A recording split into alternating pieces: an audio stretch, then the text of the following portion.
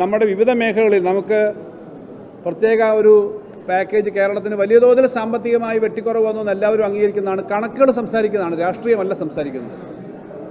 അതിനകത്ത് കിട്ടേണ്ട സാമ്പത്തിക കാര്യങ്ങളെ പറ്റിയുള്ള ഒരു കാര്യവും പറഞ്ഞിട്ടില്ല.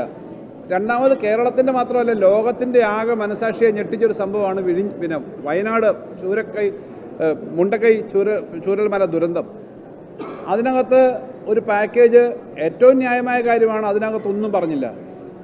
ഈ ബഡ്ജറ്റിൽ ദീർഘമായിട്ട് നമ്മുടെ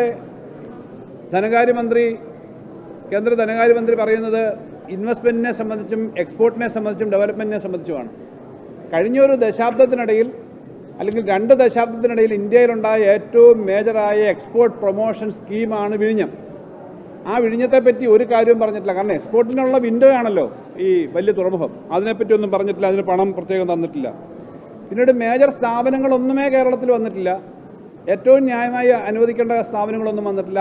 5 IITകളിൽ പുതിയ കോഴ്സ് തുടങ്ങുന്നതിനകത്ത് എന്തോ ഒരു കാര്യം വരുന്നത്. ഇങ്ങനെ പൊതുവിൽ കേരളത്തിനോട് ഈ ബഡ്ജറ്റിൽ കാണിച്ചിരിക്കുന്ന സമീപനം അങ്ങേറ്റം നിരാശാജനകമാണെന്ന്. ഏറ്റവും പുതിയ വാർത്തകളും വിശേഷങ്ങളും വിരൽത്തുമ്പിലറിയാൻ സീ മലയാളം ന്യൂസ് എല്ലാ ഡിജിറ്റൽ പ്ലാറ്റ്ഫോമുകളിലും ലഭ്യം.